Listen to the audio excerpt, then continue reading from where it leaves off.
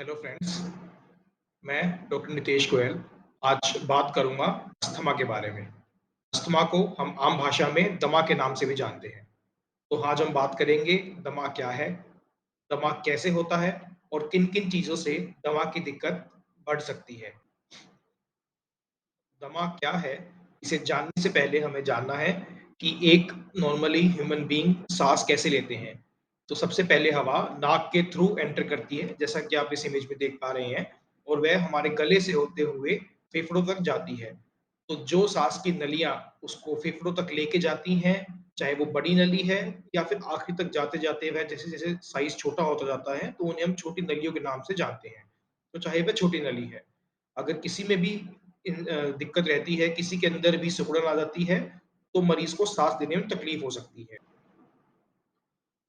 जैसा कि आप इस इमेज में देख पा रहे हैं, साँस की नली के अंदर कुछ मसल्स होती हैं, कुछ मांसपेशियाँ होती हैं और कुछ सेल्स होते हैं जो नॉर्मली म्यूकस सीक्रेट करते हैं।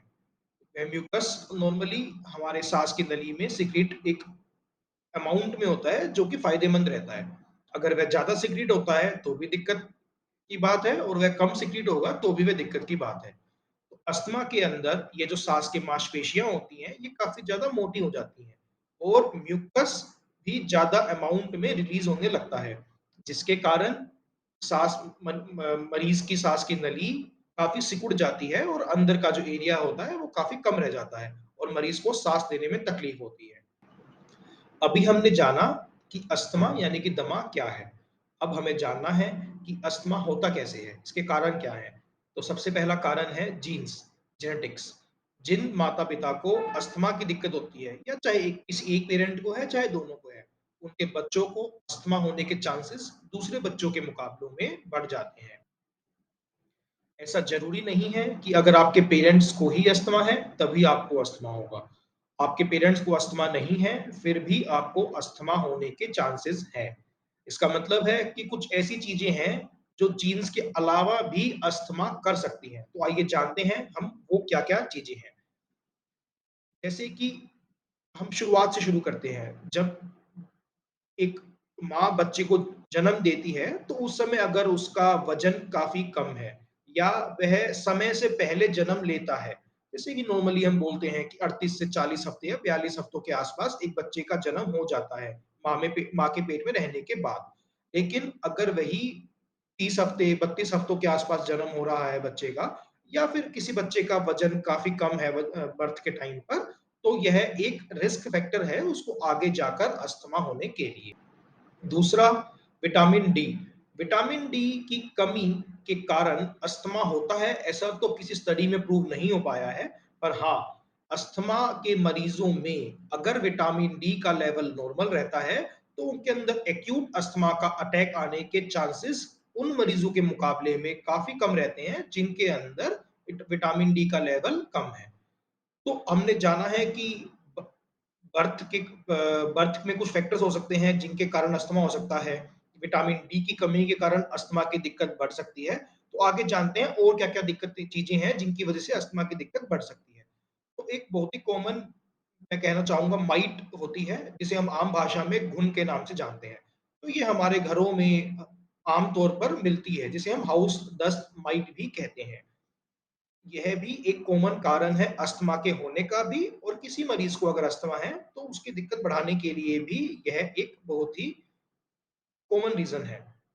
नॉर्मली यह हमारे कारपेट्स में मिलती है, हमारे पिल्लोज में, हमारे बेडशीट्स में, हमारे पिल्लो कवर्स में, हमारे मैट्रेसेस में मिलती हैं। अगर हम इनको यूजुअली समय-समय पर इनकी सफाई नहीं रखते हैं, समय-समय पर पिलो कवर को वॉश नहीं करते हैं, मैट्रेसेस को वॉश नहीं करते हैं या मैट्रेस कवर को वॉश नहीं करते हैं, तो आमतौर पर ये एक रिस्क फैक्टर है अस्थमा होने का और किसी मरीज को अगर अस्थमा है, तो ये दिक्कत को बढ़ा भी सकते हैं। तो आइए जानते हैं और क्या-क्या फैक्टर्स हैं जिसकी वजह से अस्थमा हो सकता है। रोडेंट्स, चूहे घर में होना भी एक अस्थमा करने के लिए पर्याप्त फैक्टर है। किसी मरीज को अगर अस्थमा है, तो घर में अगर चूहे हैं, तो वह भी एक गंदगी का सोर्स है और उसको अस्थमा की दिक्कत उससे बढ़ सकती है। तो चूहे अस्थमा कर भी सकते हैं और अस्थमा की दिक्कतों को बढ़ा भी सकते हैं। उसके अलावा पालतू पशु-पक्षी जैसे हम घर में डॉग्स, कैट्स को भी पालते हैं, तो यह भी एक अस्थमा होने का कॉमन रीज़न है और अगर किसी मरीज़ को अस्थमा है, तो यह उसे बढ़ा भी सकते हैं। जब मैं अपने पेशेंट्स को कहता हूँ कि पेट से भी अस्थमा हो सकता है, तो वो कुछ ऐसा रिएक्ट करते हैं। एग्रेसिव ना हो, जान दे देंगे इसके लिए। उसके अलावा हम चलते हैं फफूंदी की तरफ, फंगस की तरफ।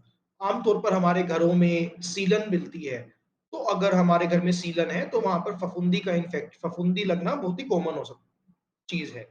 तो अगर आपके घर में फफूंदी है, तो आपको अस्थमा होने का रिस्क रहेगा और अस्थमा की दिक्कत बढ़ने का भी रिस्क रहता है। उसके अलावा व्हीकुलर स्मोक, वाहनों का जो धुआँ होता है, जो पॉल्यूशन होता है, जो व्हीकल से निकलता है, वह भी अस्थमा करने का एक बहुत ही कॉमन रीज़न है। इसके अलावा एनवायरमेंटल पॉल्यूशन, वातावरणीय प्रदूषण भी एक कॉमन रीज़न है अस्थमा करवाने का, जो कि फैक्ट्री से धुआँ निकलता है। हम देखते हैं कि हमारे घर के आस-पास कोई फैक्ट्री है, तो उसमें चिमनी होती है, जो कंटीन्यूअसली धुआँ छोड़ती रहती है, तो वह भी एक कॉमन रीज़न है अस्थमा के होने का। उसके अलावा पोलन्स, जो फूलों से पोलन्स निकलते हैं, जिसे हम आम भाषा में पराग के नाम से भी जानते हैं, वह भी अस्थमा करने के लिए एक कॉमन रीज़न देखा गया है। दूसरा, इन चीज़ों कुछ चीज़ें ऐसी हैं जिन पर हमारा कंट्रोल है, जिसे हम अपने हिसाब से चेंज कर सकते हैं। जैसे कि पॉल्यूशन हम अवॉइड कर सकते हैं, जैसे कि एनवायरनमेंट को हम चेंज कर सकते हैं। लेकिन कुछ चीज़ें ऐसी हैं, जिसे हम कंट्रोल नहीं कर सकते। उसमें से एक है एथनिसिटी, रेस। जिस समाज में हमने जन्म लिया है, ऐसा पाया गया है कि सफ़ेद लोगों को अस्थमा होने के चांसेस ब्लैक पीपल के मुकाबले में कम है और ऐसा मैं नहीं कह रहा हूँ, ये स्टडीज़ कहती हैं कि black peoples are more exposed to asthma. उसके अलावा मोटापा, मोटे लोगों को भी अस्थमा होने के चांसेस नॉर्मल पतले लोगों के मुकाबले में चांसेस ज़्यादा रहते हैं। उसके अलावा वायरसेस, कुछ वायरसेस ऐसे होते हैं जो अस्थमा करने के लिए जाने जाते हैं, जैसे कि राइनो वायरस। ये एक आम तौर पर ये रोटा वायरस, ये वायरसेस आम तौर पर कॉमन कोल्ड करते हैं, खाँसी-जुकाम करते हैं। पर ये वायरसेस अस्थमा की तकलीफ भी दे सकते हैं किसी मरीज़ को। उसके अलावा कुछ दवाइयाँ ऐसी रहती हैं जो हम आम तौर पर कॉमनली खाते हैं, जैसे कि एस्पिरिन, वोवरन, मेफ्टल्सपास की गोलियाँ खाते हैं दर्द के लिए या ब्यूफेन दर्द के लिए। यह गोलियाँ भी अगर आपको अस्थमा पहले नहीं है, तो भी अस्थमा कर सकती हैं एवं कुछ मरीज़ ऐसे रहते हैं जिनको अस्थमा है और उनको पता नहीं है कि वह अस्थमा क्यों हुआ है, किस कारण से हुआ है, तो कभी-कभी उन दवाइयों के खाने से वह अस्थमा की दिक्कत बढ़ भी सकती है। स्मोकिंग भी एक ऐसा कारण है जिसकी वजह से अस्थमा हो सकता है। चाहे आप खुद स्मोक करते हैं, चाहे आपके आजू-बाजू में जो लोग हैं वह स्मोक करते हैं। अगर आपको सिगरेट या बीड़ी का धुआँ लगता है, तो वह भी अस्थमा करने के लिए रिस्पॉन्सिबल है। तो अब तक हमने जाना है कि अस्थमा किन-किन चीज़ों से होता है।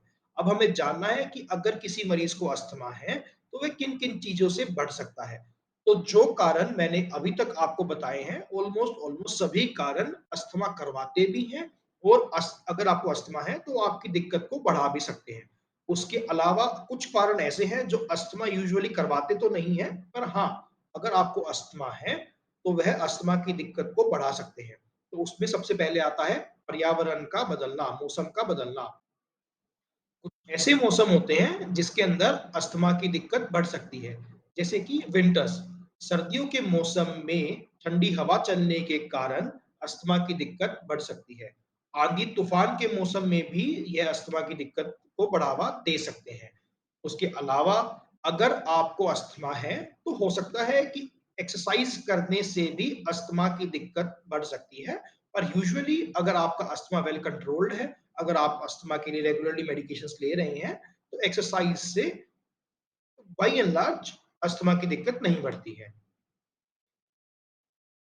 उसके अलावा इमोशंस, भावनाएँ, ज़्यादा रोना, तनाव लेना, स्ट्रेस लेना, ज़्यादा हँसना भी अस्थमा की दिक्कत को बढ़ा सकता है।